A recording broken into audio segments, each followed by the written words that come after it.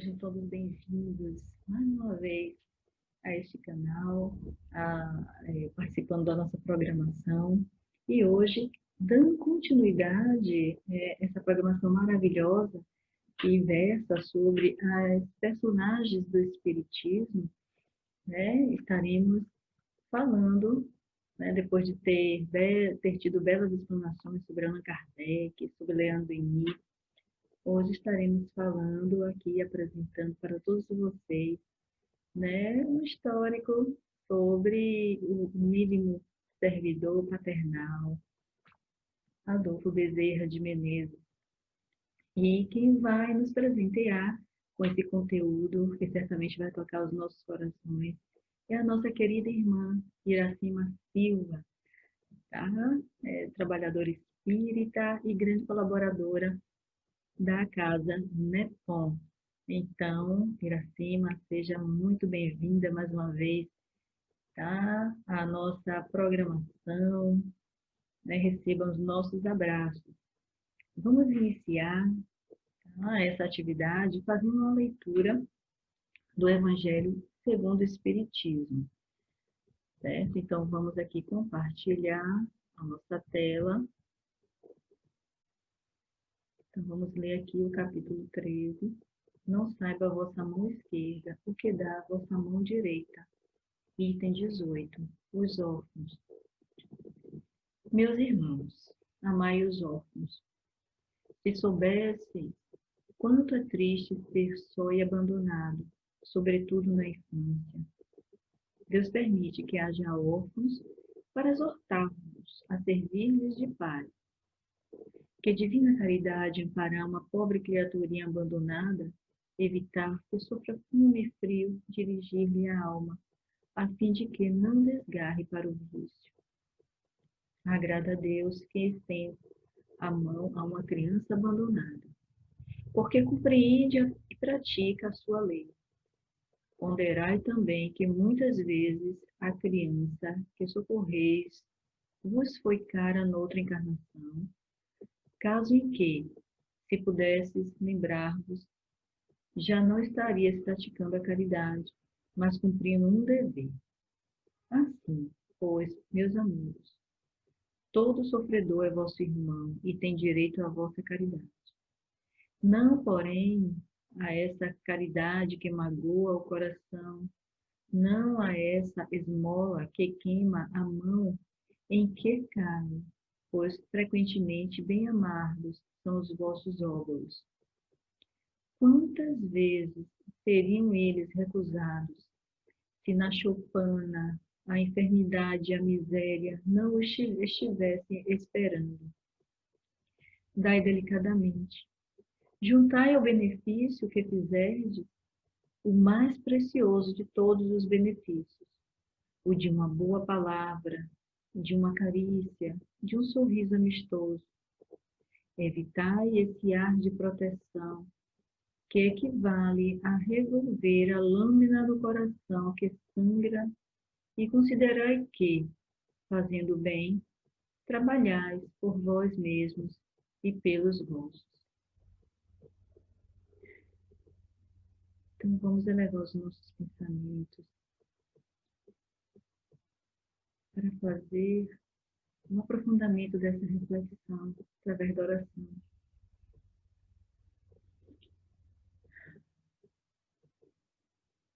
Agradecer ao Pai Maior pela bênção da vida, pela oportunidade de escolhermos sermos instrumentos do bem, do amparo, do amor. Envolve-nos, Senhor, na Tua luz. Envolve nesta tarde a nossa irmã palestrante, para que seja intuída e para que possamos também sermos dóceis a estas reflexões. Os espíritos amigos, meu querido amigo, irmão, Pai amoroso, nosso querido Bezerra de Menezes, possa tocar cada coraçãozinho, para que cada um seja um instrumento verdadeiro do propósito da existência, que é promover a caridade, que é promover e exercitar o amor, que a paz, que a luz esteja sempre presente.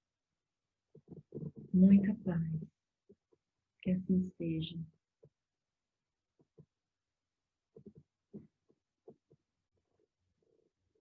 Agora que possamos iniciar a nossa palestra, estarmos atentos às reflexões da nossa irmã Iracema. Muita paz. Boa tarde, irmãos. Mais uma vez aqui estamos e a minha gratidão ao nobre espírito da Polícia Militar por mais esta oportunidade de trabalho. Para começar, eu gostaria de convidar todos a vir comigo, numa viagem que nós vamos começar a fazer. Estamos nós junto com Jesus, caminhando em direção a Jerusalém. Uma grande multidão acompanhava Jesus e esta multidão com Jesus necessariamente passaria pela cidade de Jericó. Jericó era a segunda maior cidade de então e passagem quase que obrigatória, necessária para se chegar a Jerusalém. E nessa cidade de Jericó morava um homem muito rico, que era o chefe dos republicanos, e este homem chamava-se Zaqueu. Zaqueu era odiado por muitos, ou por quase todos, não era uma pessoa bem vista, haja vista que Zaqueu tinha uma prática considerada não muito honesta pelas pessoas, principalmente pelos aqueles a quem ele cobrava os impostos.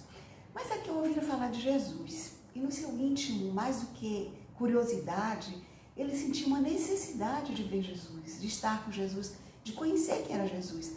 Afinal de contas, ele soubera que Jesus era um homem bom, um homem simples, se dava com todos, inclusive com os publicanos. Haja vista que, dentre os seus apóstolos, havia um ex-publicano, que era Mateus, anteriormente chamado de Levi. E isso tomava conta de Zaqueu. Cada vez que ele ouvia falar de Jesus e dos milagres praticados por Jesus, ele ficava mais ainda excitado com a possibilidade de conhecer Jesus. E eu sabia que Jesus passaria por Jericó, que fez Zaqueu. Zaqueu tentava chegar próximo, encaminhou em direção a Jesus, mas a multidão era muito grande. E Zaqueu era baixinho, ele jamais conseguiria se aproximar de Jesus e tinha certeza que as pessoas não lhe dariam passagem, já vista que ele não era uma pessoa querida. O que fez então Zaqueu? Zaqueu corre, se antecipa e sobe numa figueira. E lá ele fica esperando, porque ele sabia que necessariamente Jesus passaria por aquele lugar. Eis que Jesus vem caminhando e para embaixo da figueira. Jesus para, olha para cima e diz a Zaqueu: Zaqueu, desça, depressa. Hoje eu quero ficar em sua casa. Nossa, Zaqueu desceu rapidamente, tomado de susto, de alegria. Imagina quantas emoções devem ter passado naquele momento, pelo espírito de Zaqueu. E Zaqueu corre, para adiantar, agilizar, já que Jesus iria para sua casa. Nesse momento, todos começaram a murmurar: como Jesus vai para a casa de um publicano? Como Jesus vai para a casa de um pecador? E, em verdade, todos ficaram até curiosos para saber. Bem, ao final da tarde, Zaqueu está em casa, naquela expectativa da chegada de Jesus. Chegam todos, Zaqueu manda servir uma refeição leve para todos que acompanhavam, em sinal de alegria, e senta-se ao lado de Jesus e dos seus apóstolos para escutar o mestre. Então Zaqueu, tomado por tamanha emoção, levanta-se e diz a Jesus: Senhor, é verdade que eu tenho sido observado como um homem de vida reprovável, mas desde muitos anos eu venho procurando empregar o dinheiro de modo que represente benefício para todos os que me rodeiam na vida. Os meus servos e os servos da minha casa nunca me encontraram sem a sincera disposição de ajudá-los. E Jesus, cheio de bondade, diz: abençoado seja, Zaqueu, o teu esforço. E Zaqueu, imediatamente, tomado de súbita alegria, também disse: Senhor, tão grande é a minha alegria, Senhor, que hoje repartirei com todos os necessitados a metade dos meus bens. E se de alguém eu defraudei ou extorqui, eu devolverei 4 vezes mais. E nesse momento Jesus diz: bem-aventurado és tu que agora contemplas em tua casa a verdadeira salvação. Hoje houve salvação nesta casa, porque este homem também é filho de Abraão, pois o Filho do Homem veio buscar e salvar o que estava perdido. Então, nesse diálogo, nós observamos um comportamento, um movimento natural, espontâneo de caridade, né, a vontade de Zaqueu de distribuir com todos, e a palavra salvação. E quando Jesus diz, chegou nesta casa a verdadeira salvação. E complementa Jesus, ditosos os que repartirem seus bens com os pobres, mas bem-aventurados também os que consagram suas possibilidades aos movimentos da vida, cientes de que o mundo é um grande necessitado. E também estes bem-aventurados são os que sabem, assim, servir a Deus com as riquezas que lhes foram confiadas. Então, neste momento, Zaqueu sente-se realmente, né, abençoado e renovado. Ele abriu a sua casa, não só a sua casa física para Jesus, mas a sua casa espiritual enche-se de alegria. Porque Zaqueu muito queria conhecer Jesus, se esforçou para ouvir a sua palavra. Ele venceu todas as limitações, não se importou com quem ele era, com que as pessoas pudessem dizer. Ele apenas fixou no que ele queria, no que ele precisava, que era ver Jesus. Jesus, por outro lado, não impôs nada a Zaqueu. Jesus apenas pediu para ser hospedado na casa dele, né? Não fez nenhuma exigência. E, no entanto, Zaqueu passa por uma súbita conversão. E que era necessária, né? Estava em uma das facetas dessa sua encarnação, essa tarefa de renunciar aos bens materiais, os interesses materiais, e converter-se. Porque esse fato teve grande repercussão. Jesus sabia exatamente onde estavam cada um dos seus apóstolos, cada um dos seus discípulos, onde estava o ponto estratégico que ele queria alcançar. Aquela conversão de Zaqueu repercutiu entre os afortunados, entre os pobres também. Todos diziam, como Zaqueu de repente, né, passa diante daquela palavra maravilhosa de Jesus, o poder da palavra de Jesus, que fez com que Zaqueu exemplificasse essa grandeza de Jesus. Afinal de contas, né, as palavras convencem, mas os exemplos arrastam. E foi exatamente esta proposta naquele momento. Zaqueu não se restringiu também a cumprir a promessa que fez a Jesus, mas ele renunciou a tudo que pôde dispensar, passando a viver com simplicidade. Com simplicidade do seu trabalho. Zaqueu virou um professor, porque Zaqueu dominava as letras, grego, latim, matemática. Ele passa a viver dessa sua atividade e viver também a mensagem de Jesus, né, com uma verdadeira alma fraternal e generosa. Zaqueu torna-se um novo homem.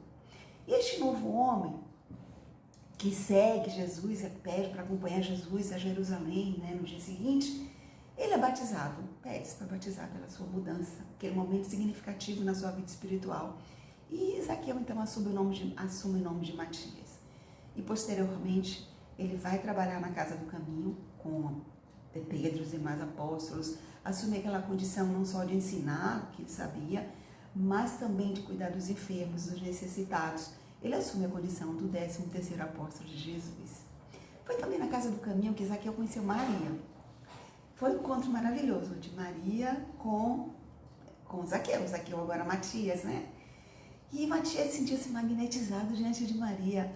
Identificou uma semelhança muito acentuada de Maria com Jesus, uma semelhança física e a semelhança no olhar, a ponto de emudecer diante de Maria. Maria então diz a Zaqueu, emocionada, que comentou a carinhosa hospedagem que ele havia dado a Jesus, né? E Matias então disse, Senhora, seu filho foi o único que me compreendeu, foi o único que me aceitou, foi o único amigo que eu tive, foi o amigo que eu tive. Então Maria diz a Zaqueu, Matias já, deixa-me chamá-lo de filho também, pois os que servem ao meu filho e aos ceaeiros do bem são meus filhos do coração. Nesse momento Matias fica extasiado, emocionado e fala, Maria, mãe de Jesus, a minha mãe. E nesse momento desse encontro de almas, desse encontro maravilhoso espiritual, a mãe de Jesus, a quem ele chama de minha mãe, se une em um abraço fraternal que dura por toda a eternidade. Por solicitação de Pedro, Matias assume a igreja de Cesareia, assume a congregação na Etiópia, cria casas de benefícios, chamadas casas de benefícios, né? Ao modelo da Casa do Caminho, onde ele abriga doentes, perturbados, abandonados. E isso ele faz em posteriores reencarnações. No século III, Zaqueu, Matias, encarna como quinto varro, como quinto Celso. No século V, ele já encarna como o irmão Parmênio, são outras encarnações que ele tem, e sempre com essa postura de cuidar dos que precisavam e sempre abrindo casas, as chamadas casas de benefícios. Mas aí nós chegamos ao século XIX. Nesse nosso passeio chegamos ao século XIX, exatamente no ano de 1831.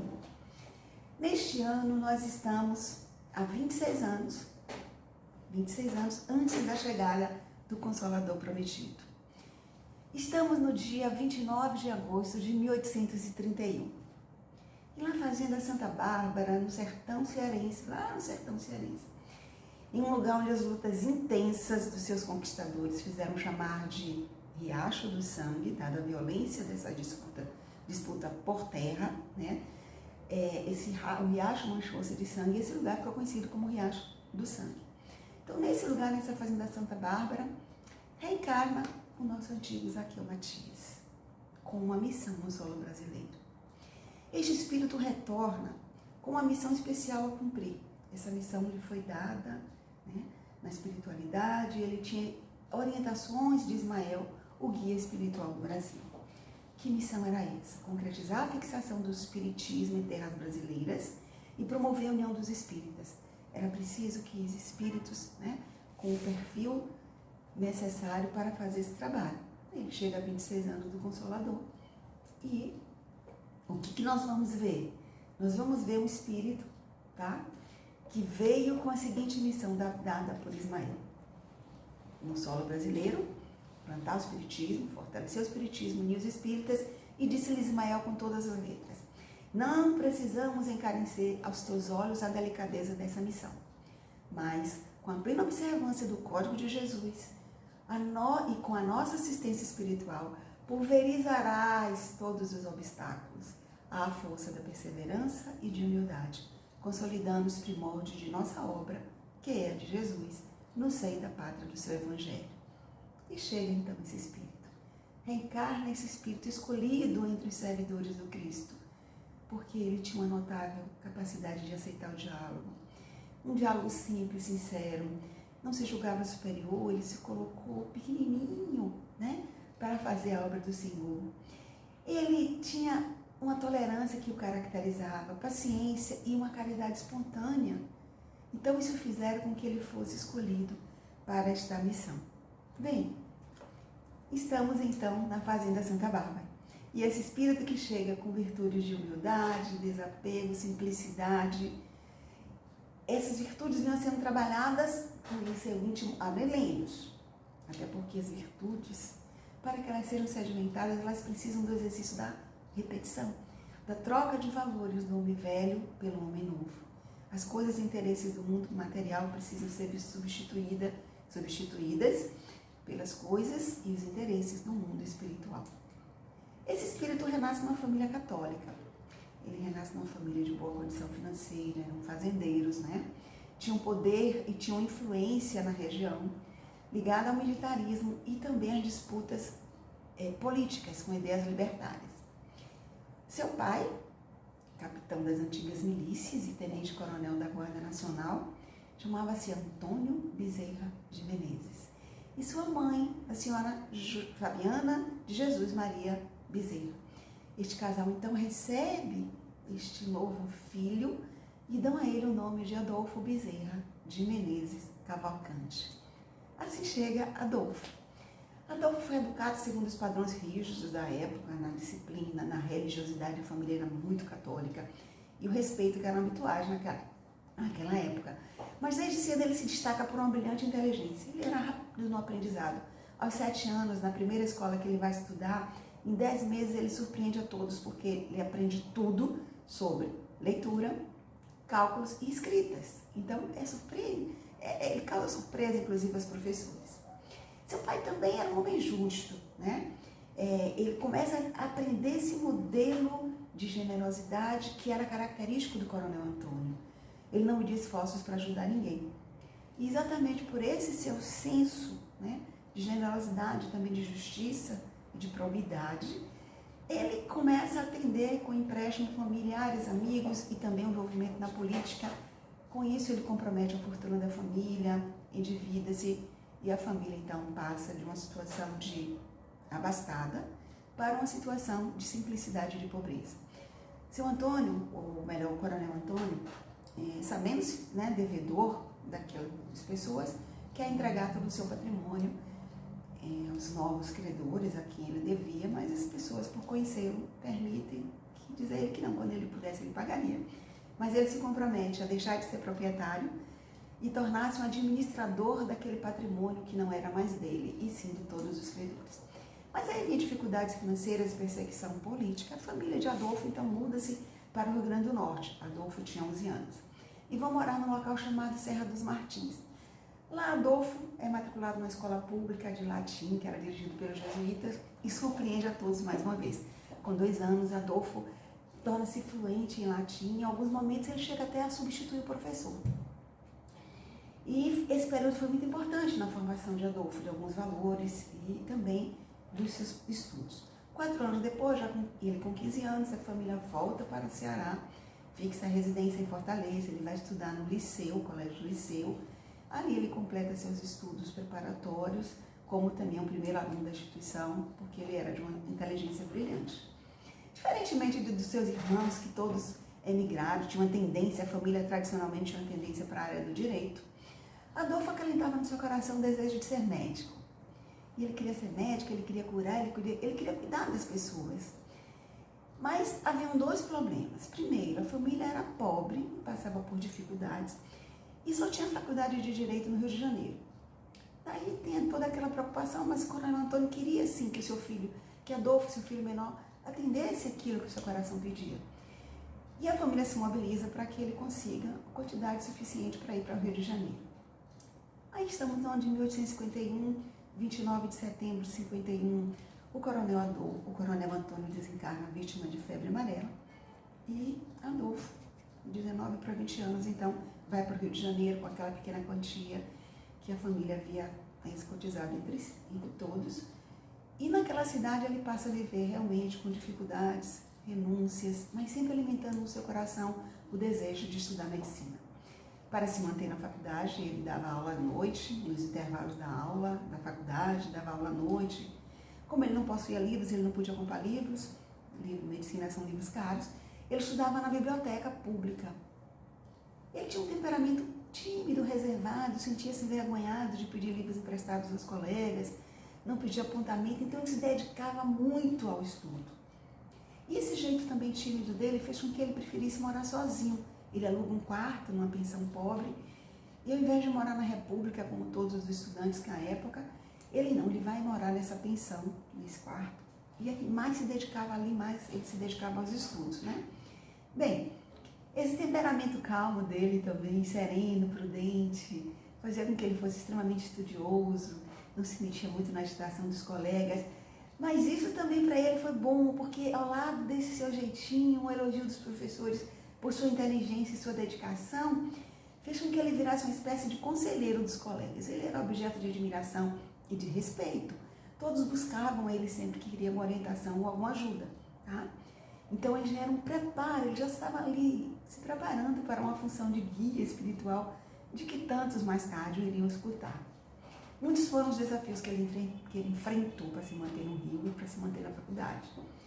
Mas tem um dia bem significativo. Adolfo estava uma dificuldade terrível.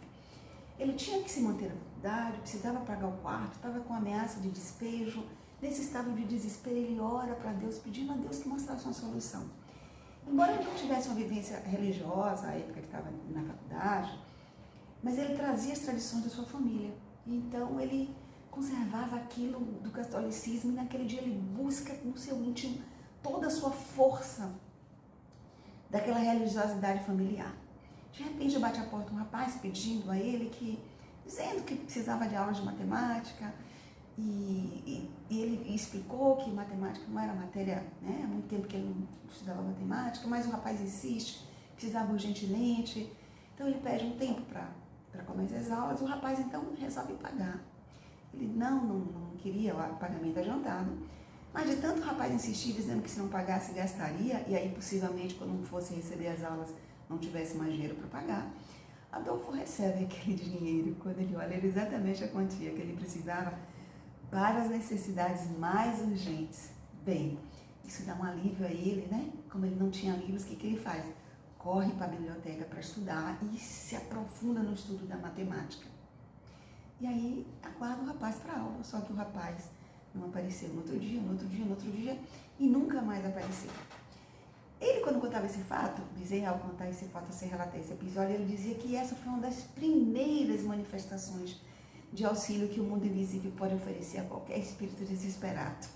Também dizia ele, de forma graciosa, de que foi a primeira vez em que ele estudou com tanta profundidade a matemática.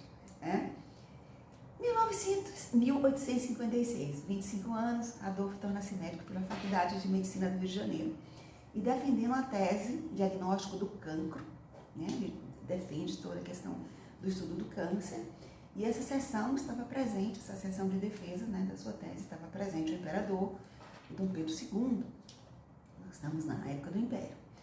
Com a diplomação de médico, ele abandona o último nome Cavalcante e passa só a assinar Bezerra de Menezes e inicia aí sua produção científica. No ano seguinte, ele já é admitido, em 1857, ele é admitido como membro titular da Academia Imperial de Medicina, porque ele apresenta o trabalho, algumas considerações sobre o cancro, mas aí já encarado pelo lado do seu tratamento. E começa também a colaborar com a revista da Sociedade Físico-Química. A produção acadêmica dele é brilhante. No ano seguinte, ou 2 anos logo, em 1859, ele passa a atuar como redator dos Anais Brasilienses de Medicina, também da Academia Imperial de Medicina, e ele fica nessa atividade até 1861. Bem, todo diplomado, ainda mais um médico, quer abrir o seu escritório, mas Adolfo não tinha condições. Junta-se a um colega e abre um consultório, né?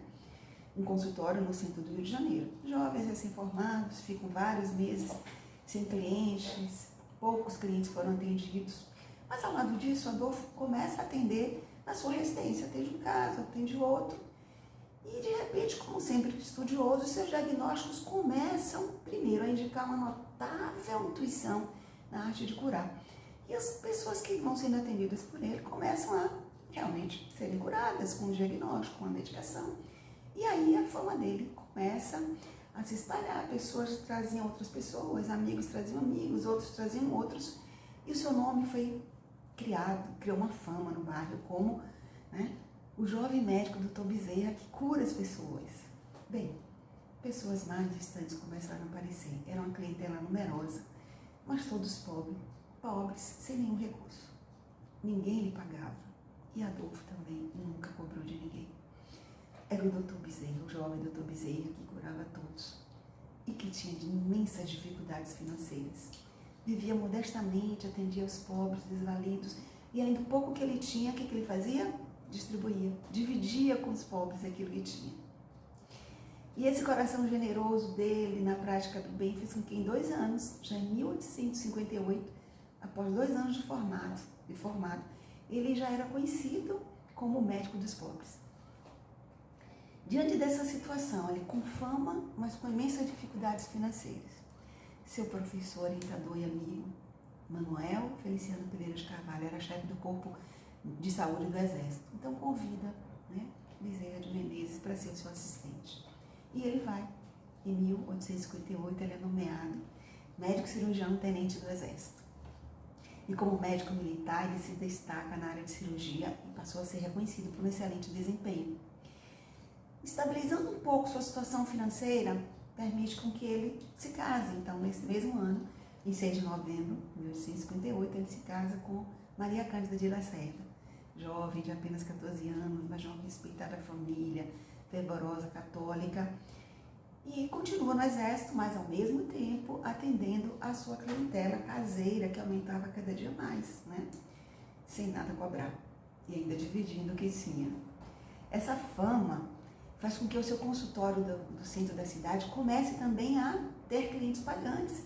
Isso permitia que ele tivesse uma condição um pouquinho mais satisfatória, uma renda melhor. Mas o que ele fazia? Aquilo para ele era motivo de alegria, porque ele dividia com os seus pobres. remédios, auxílios pecuniários, roupas, tudo que podia repartir, distribuir, ele fazia. Todo auxílio que ele pedia, ele fazia, porque era a sua satisfação, né? A prática do bem. Não poucas vezes Adolfo ficava sem dinheiro nenhum, mas dividia com os seus clientes, com os seus humildes pacientes. Ao mesmo tempo, ele já colaborava com os principais jornais da cidade. Ele tinha artigos brilhantes, né? Ele já era conhecido como médico clínico filantropo. Ele era respeitado e escutado num ambiente militar e era conhecido como o médico dos pobres. Essa é a sua posição social, e casado com uma moça de boa família, católica, o que era importante à época. Então ele tinha uma posição de destaque, de respeito, de popularidade entre os mais humildes. O que aconteceu? Isso atraiu o interesse da classe política, que convida Adolfo para entrar no Partido Liberal. Mas Bezerra trazia bem claro, ele resiste porque ele trazia assim, uma recomendação do seu pai de que não se envolvesse em política, haja vista tudo que a família havia passado no Ceará. Estamos em 1856, mas aí a população de São Cristóvão, os pobres que ele atendia, manifesta esse desejo, né, de vê-lo representar aquele povo humilde na Câmara Municipal. Maria Cândida, então sua esposa, orgulhosa pelo convite também, convence o marido a entrar na política. E aí pensa Bezerra sobre isso e resolve aceitar, com duas perspectivas. Primeiro, para ele, a política era a ciência de criar o bem de todos. E também vislumbrando essa possibilidade de melhor ajudar os pobres. Ele aceita e é eleito vereador em 1861. A sua eleição, no entanto, é impugnada de imediato. Por quê? Porque ele era um médico militar e essa foi a alegação. Diante desse impasse entre ficar na carreira política, atender às suas expectativas, né, de ajudar os pobres, e ficar no exército como médico militar e ter um emprego vitalício, segurança para a família, garantia do seu futuro, de todos, diante desse impasse, ele toma a decisão de afastar-se do exército, daquilo que seria o seu interesse pessoal e da sua família, para melhor ajudar os pobres e ajudar o seu partido a ser maioria. E a sua esposa lhe apoia totalmente nessa decisão. E na vida política ele enfrenta adversidades e seus adversários não poupavam Adolfo. Mas essas ofensas fizeram surgir um gigante.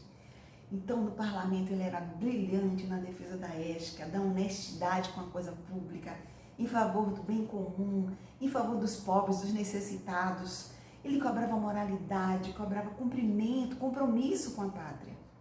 Isso fez credor da admiração de todos. Todos estimavam e admiravam, né, aquela postura independente, vibrante e brilhante do Dr. Bezerra de Menezes. Abolicionista também, ele criticava fortemente a barbaridade dispensada aos escravos, a quem ele se referia como nossos irmãos, nossos semelhantes. É nessa fase em que ele está nesse brilhantismo no parlamento que a sua jovem esposa, então com 19 anos, Maria Cândida, adoece repentinamente com 4 anos de casados. E em menos de 24 horas ela falece, ela desencarna, deixando-lhe 2 filhos, um com 3 e um com 1 ano. Nós estamos em 1863. A perda da amada esposa produziu um abalo físico, moral, emocional. Adolfo prostra-se desolado com o desencarne da sua esposa, com esse coração partido.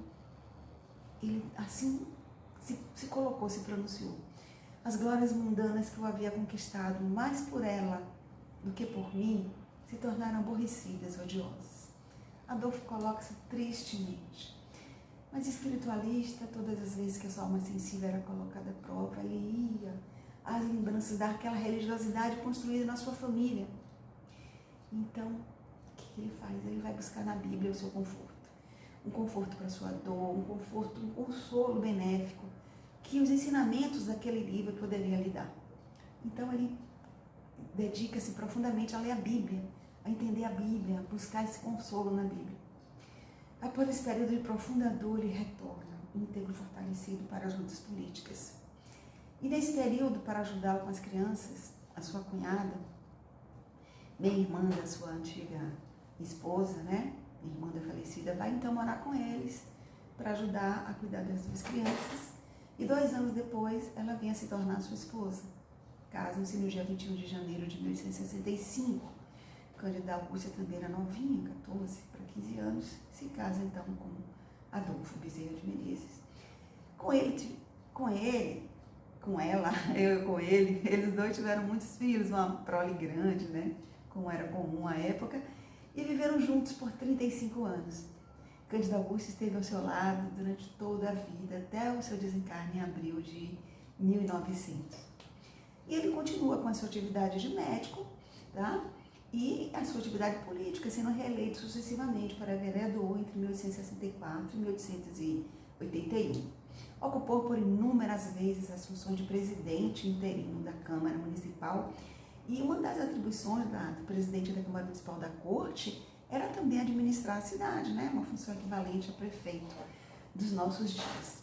Em 1867, ele é eleito deputado geral, que hoje é o nosso deputado federal, e enfrenta diversas adversidades, fortes adversários, né? É um tempo tumultuado na política do país. Ano seguinte, 1868, a Câmara é dissolvida pelo governo imperial. Ele, como integrante do Partido Liberal, passa a sofrer perseguição, como havia sofrido a sua família anteriormente no Ceará. E durante 10 anos ele sofre perseguição política. Mas na esfera privada ele exerceu vários cargos, né, de relevância pública. Dentre esses cargos, ele foi presidente da Estrada de Ferro Macaé-Santos, do qual ele foi o fundador. E ele tinha muita atuação em relação às necessidades do povo. Esses cargos foram lhe rendendo uma boa renda, mas perseguição política. E a sua generosidade comprometeu toda a sua fortuna. E Adolfo volta à condição de pobre, ele empobrece junto com a sua família. Mas sempre referenciado como um político de coração puro, como um homem honesto, com postura correta, respeitado, nada tinha o que se dizer da sua vida pública ou privada. Apesar da Câmara estar fechada, ele continuou nessa sua luta partidária, não cessou suas palavras no comício, na defesa daquilo que ele acreditava, e na caneta, a imprensa, ele também usava muita imprensa durante esse período. A Câmara é reaberta, ele é mais uma vez eleito deputado geral e exerce, né, esse mandato nos anos de 1878 a 1885 e é eleito também em 1889. Em 1980, ele foi designado presidente da Câmara Municipal, que ele já tinha exercido interinamente, e líder do partido. Então, com a perfeita visão de estadista, ele começa a estudar com carinho as necessidades do povo, grandes problemas nacionais e atua muito em relação às necessidades da população. Paralelo a essa sua atividade, no Brasil está se iniciando um movimento entre os médicos, entre vários médicos, em torno da prática homeopata. E uma nova filosofia, uma nova ciência está chegando também ao Brasil. E em torno dessa nova prática, essa nova filosofia, essa nova ciência, muitos começam o debate e o estudo. Era uma filosofia e ciência trazida por Allan Kardec no livro dos Espíritos. Bezerra recebe de um amigo, Joaquim Carlos Travassa, que era um médico, um exemplar desse livro, recém-traduzido para o português. E apesar de resistente, ele resolve ler, pensa consigo mesmo. Se eu ler esse livro, apesar de eu estar voltado muito à Bíblia, eu não vou para o inferno por isso. É um livro, uma ciência, uma filosofia, eu vou estudar como homem culto. Ele resolve ler esse livro num trajeto, né, do trabalho para casa. E à medida que ele vai lendo, ele se surpreende, porque ele percebe o seguinte, que embora ele não conhecesse a obra, ele nunca tinha lido aquele livro, o seu conteúdo não lhe era estranho. Ele sentia como se ele já conhecesse aquele livro, né? Como se ele já tivesse lido aquilo. E ele pensa, será que eu sou um espírita inconsciente? Isso deixou ele impressionado. Então ele decide que ia aprofundar o estudo daquela revelação. Como ciência e religião, o espiritismo começa a ganhar adeptos, pessoas de relevância social, relevância política, mas ao mesmo tempo começam a acontecer divisões entre aqueles que aceitavam apenas a ciência, os chamados científicos, e aqueles que aceitavam a doutrina de Jesus, né? Os místicos, os religiosos, né? Que trazia aquilo, começaram a ser chamados de kardecistas, aqueles que olhavam esse aspecto religioso da doutrina. Muitos se esforçaram para unir o grupo, para organizar núcleos conjuntos de estudo, mas quanto mais a doutrina crescia, mais encontrava um ambiente de adversidade. A empresa local assistiu ao espiritismo e seus adeptos, atacava fortemente, ofendia a doutrina, ofendia os seus adeptos. E pela necessidade, então, de revidar esses ataques recebidos, Adolfo Bezerra de Menezes é procurado, né? Ele era um homem culto, um homem conhecido pela sua capacidade, sua oratória, sua escrita, sua inteligência brilhante. Ele é procurado para orientar, para aconselhar o que fazer para revidar aqueles ataques. Então ele aconselha a agir com prudência e sabedoria, mas sem vacilação. Seu espírito é esclarecido, então abraça a luta do movimento e sua palavra cheia de sabedoria, ao mesmo tempo de serenidade, tá? Passa a ser a diretriz nessa campanha defensiva que foi iniciada. Dizia ele: política discreta, sem igualar-se aos ataques, mas firme em suas afirmações. Não combater o ódio com as armas do ódio, e sim combater com amor. É uma doutrina que fala de amor. Mas ele diz, para fortalecer esses ataques é preciso congregar os dispersos, é preciso promover a união, unificação.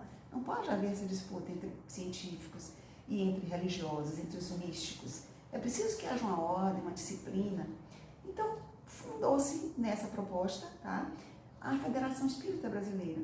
A primeira proposta é de agregar os centros todos já existentes, para que todos ficassem unidos sob a mesma orientação e que essa entidade servisse, então, como um porta-voz dessa nova entidade que se formava. Seus fundadores eram as figuras de maior projeção na doutrina, bem como na sociedade e na política. Funda-se, então, a Federação Espírita.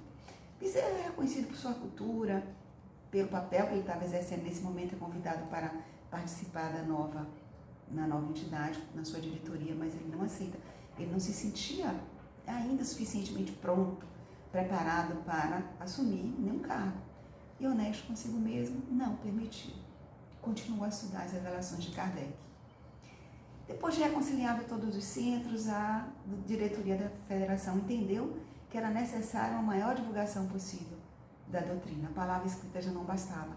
Era necessário alcançar outros corações, ensinar, convencer, conquistar com oralidade, com verbo, em palestras públicas. E então, vários oradores ocupam tribunas com maravilhosas palestras. Até que chega o dia 16 de agosto de 1886 e Bezerra vai então, né, nessas palestras públicas, proferir a sua fala. E para cerca de 2.000 pessoas, de forma surpreendente, ele proclama a sua adesão ao espiritismo.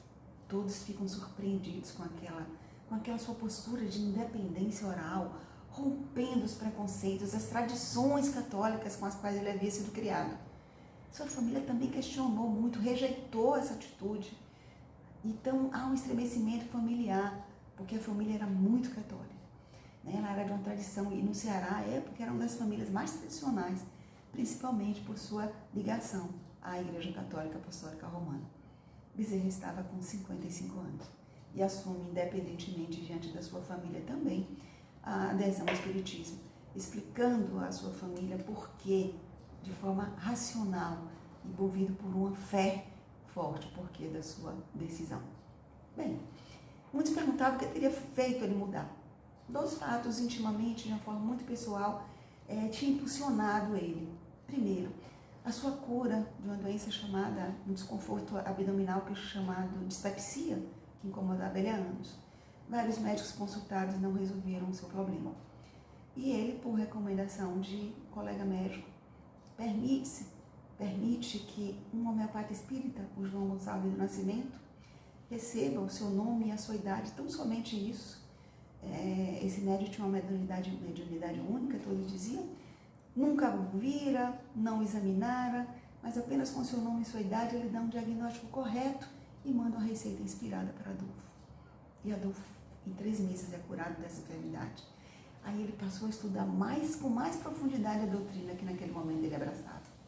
Também a sua esposa havia sido diagnosticada com uma tuberculose incurável. E esse mesmo médico também receita, sem nunca tê-la visto, e identifica, dá um diagnóstico correto e a cura. A partir daí, Bezerra passa a pedir ajuda dos espíritos para a cura também de seus pacientes. E começa a estudar também os casos de desobsessão, dessa loucura que ele começa a questionar. Ele passa a estudar esse aspecto também da obsessão. e isso faz lançar um estudo científico, né, no livro Loucura sobre Novo Prisma. Porque particularmente ele também tinha um filho, Antônio, que tinha um problema, que todos diziam ser um problema de saúde mental mesmo, e de internação, mas ele começa a estudar o filho também, porque ele oscila momentos de lucidez e de uma perturbação mental, e com esse estudo, né, identifica que o seu filho, na verdade, sofria de uma forte obsessão. Daí Adolfo dedica-se integralmente ao estudo do espiritismo, e aos poucos ele vai despojando todas as suas crenças, que já não lhe parecia segura, com profundidade, sim superficiais. Aproxima cada vez mais de Deus e da imagem espiritual de Jesus. Ele começa a se encantar, ele encantava com os ensinamentos de Jesus, com as palavras de Jesus esclarecidas e esclarecedoras através da doutrina. E aí seus sentimentos se expandem, ele sentia fortemente essa aproximação com o Mestre. O Evangelho lhe trazia momentos de profunda tranquilidade espiritual. E Adolfo, que já era manso e pacífico, torna-se aquela pessoa de coração terno, mais terno ainda, do que o seu espírito já era possuidor. Era incapaz de ofender, suportava críticas, mantinha sua fé ativa, produtiva na prática da caridade. A doutrina crescia e um novo meio precisava também ser utilizado, a imprensa. Então Bezerra é designado para incumbido dessa tarefa e com o pseudônimo de Max. Ele durante 10 anos mantém uma série de artigos nos jornais. Bem, de 1887 a 1894, ele começou a escrever para o jornal O País, que à época era o jornal mais lido do Brasil e tinha impacto também na América do Sul, levando esclarecimentos doutrinários filosóficos do Espiritismo, e ficou marcado esse período como um período de ouro, a época de ouro da divulgação do Espiritismo, da doutrina espírita no Brasil. No primeiro artigo de 23 de outubro de 1887, Adolfo escreveu o seguinte: o Espiritismo não pede por favor.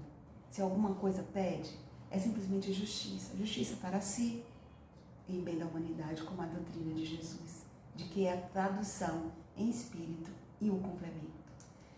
Nesse período, Adolfo também sofre um mal muito forte. Ele perde 2 filhos no mesmo ano, 1888. Ferido, triste, seu espírito mesmo assim reagiu. E como desafio a dor, intensificou essa campanha. Então, depois do País, ele foi escrever no Jornal do Brasil, depois na Gazeta de Notícias. Ele escrevia no Reformador, né, que era o órgão de difusão doutrinário da Federação, e colaborava nas palestras públicas do Grupo Espírita Fraternidade. O trabalho incansável de Bezerra na publicação dos seus artigos o levaram a ser considerado Kardec brasileiro, porque os seus esclarecimentos, né, foram considerados o maior repertório doutrinário do kardecismo em língua portuguesa.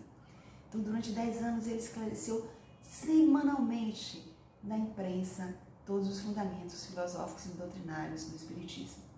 Em 1889, ele assume a presidência da Federação Espírita e estabelece a reunião semanal de estudo do Livro dos Espíritos que ele mesmo conduzia. Essa sua iniciativa foi adotada em várias casas e esse trabalho do médico dos pobres começou, né, a trazer unidade e conciliação entre todos.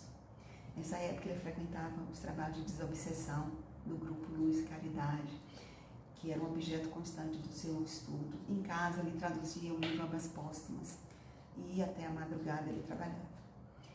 Ainda em 1889 é fundado o Centro Espírita do Brasil, do qual também Bezerra de Menezes se torna presidente. Com que propósito? Buscar a orientação e a unificação do Espiritismo do Brasil, que era a tarefa missionária que tinha sido confiada. Mas aí ocorre um fato que muda tudo. Em 15 de novembro de 1889, o Brasil é proclamado república e muda o cenário nacional. Ano seguinte, outubro de 1890, entra em vigor o novo Código Penal. E o Código Penal trazia o artigo 157, que dizia que era crime praticar o espiritismo.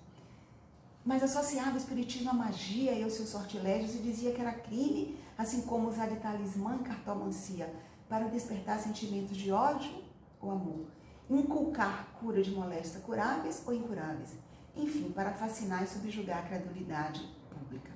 Pena, prisão de 1 a 6 meses e multa. Nossa, a polícia cabia fazer cumprir a nova lei e as perseguições iniciam, e Bezerra incansável nesse trabalho junto às autoridades, mostrando que o espiritismo não podia ser associado à magia e aos sortilégios. O espiritismo tinha esse aspecto religioso que começava a ser abandonado, e Bezerra, entre 1891 1895, que foi um período que o Espiritismo viveu dificuldades, ele continuou incansável, né? Trazendo esse aspecto religioso do Espiritismo. Ele não compreendia o Espiritismo sem fé religiosa. Bem, o artigo não foi revogado, mas as perseguições aos espíritas cessam, embora o artigo assim se mantivesse. E ele continua como único trabalhador da religião espírita, porque era nele, nesse aspecto, que ele encontrava paz. No centro Ismael, ele ficava em profundas reflexões, fortalecia cada vez mais suas próprias declarações, e assim ele se declarou um dia: posso assegurar que já compreendo os meus deveres para com Deus e para os meus semelhantes de um modo mais elevado que antes de ser espírita. E essa compreensão de deveres e sentimentos aliava-se a uma modificação moral. E ele exemplificou isso com uma frase: antes de ser espírita, só o pensar em perder um filho fazia-me mentalmente blasfemar, punha-me louco. Depois de espírita, tendo perdido 4 filhos adorados e depois de criados, louvando e agradecendo ao Pai de amor ter provado por aquele modo minha obediência aos seus sacrossantos decretos. Só essa fé, só essa certeza da espiritualidade lhe dava desconforto com a perda da esposa e dos seus filhos. Em 1891, na dependência da Casa de Ismael, ele funda o Grupo Espírita Regeneração, cria a Casa de Benefícios volta a ser criada, com esse propósito de socorrer e esclarecer irmãos desencarnados, vitimados pelo ódio, socorrer crianças, pobres, doentes e sofredores da alma.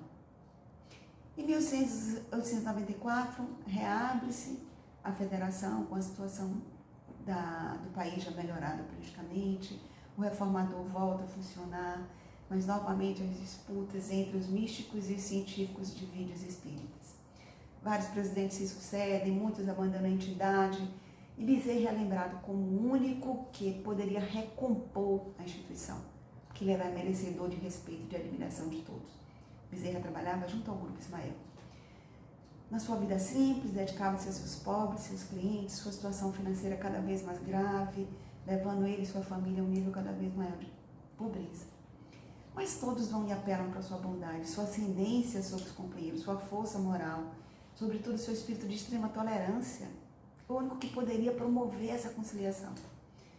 A suavidade de suas crenças, a firmeza de suas convicções, a bondade ilimitada de Jesus que estava sedimentada nele, faz com que ele peça um tempo e pede orientação ao seu guia, Agostinho.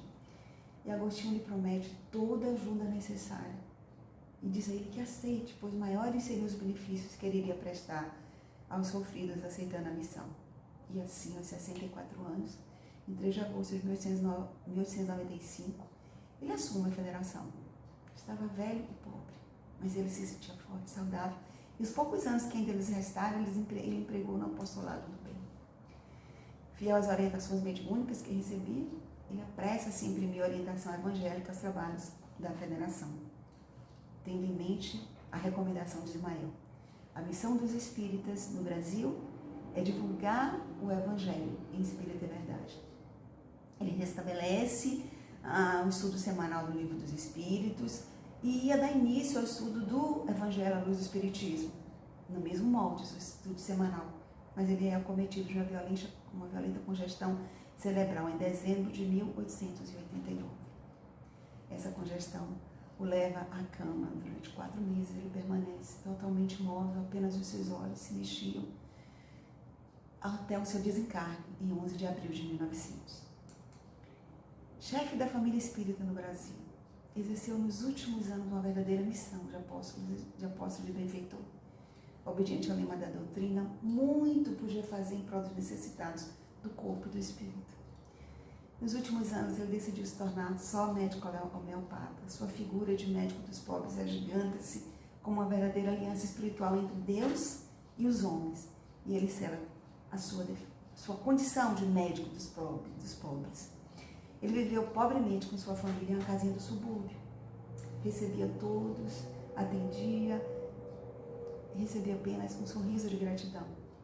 Na farmácia de um amigo que ele atendia essas pessoas e não cobrava nada, era tão estado de miserabilidade da sua família que a sua esposa procura o dono da farmácia e conversa com ele sobre a possibilidade de receber um pouco dos que podiam pagar.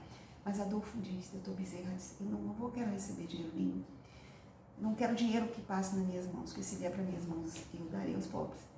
E esse valor de quem poderia dar era recebido pelo dono da farmácia, a farmácia Cordeiro, e passava diretamente para a mão da sua esposa para suprir o necessário para a sua família. Jamais ele deixou de atender qualquer pessoa, sem se importar a hora. Fizesse tempo bom ou tempo ruim, estivesse descansado, estressado, tranquilo, exausto. Jamais esmoreceu nessa sua maneira de proceder. Ouvia o seu coração, ele privou-se de muita coisa em razão da sua família. Ele foi a caridade personificada. Né? Foi um espírito que viveu na sua plenitude as características do homem de bem. Adolfo Bezerra de Menezes. Foi médico, militar, escritor, jornalista político, filantropo, mas essencialmente ele foi o homem de bem. Esse espírito nobre, conhecido por todos nós como apóstolo da caridade, vivia na sua essência a caridade. Sem impressionado, o BIP de todo bom médico, mas o BIP dele era aquele BIP da benevolência para com todos, indulgência com as imperfeições alheias e perdão das ofensas, né? Como a questão 886 do Livro dos Espíritos recomenda. E essa foi a grande lição da sua vida.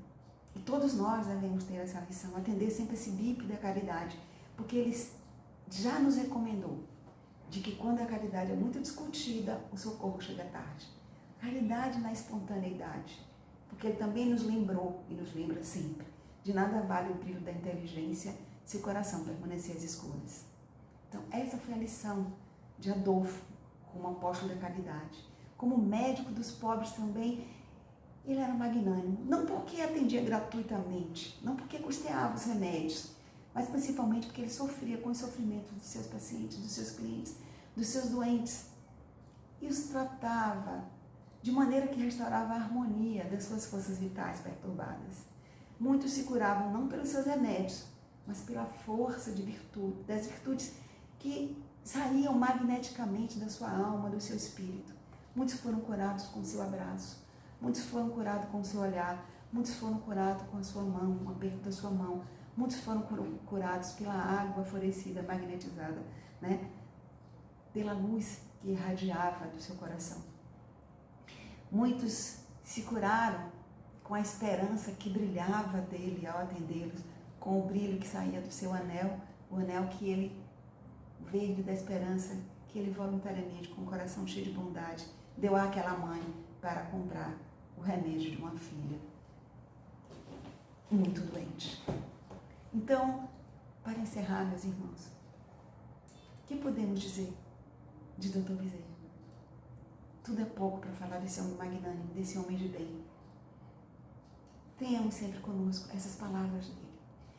Se o homem compreendesse que a saúde do corpo é reflexo da harmonia espiritual, e se pudesse abranger a complexidade dos fenômenos íntimos que o aguardam além da morte, certo se consagraria à vida simples, com o trabalho ativo e a fraternidade legítima por normas de verdadeira felicidade. Essas são as recomendações e os votos do servidor humílimo como ele sempre se colocou, e paternal de sempre, Bezerra. Que nesse momento, meus irmãos, nós possamos trazer a figura terna desse homem de bem que foi Bezerra de Menezes, e que ele possa, neste instante, fluidificar as águas que se encontram em nossos ambientes, para que a força do seu coração, a força do seu espírito, possa nos curar dos nossos males físicos, emocionais, morais e espirituais. E que assim seja, sobretudo na nossa vida. Que tenhamos sempre o mínimo e paternal servo do Senhor como nosso guia e como nosso exemplo. Que assim seja.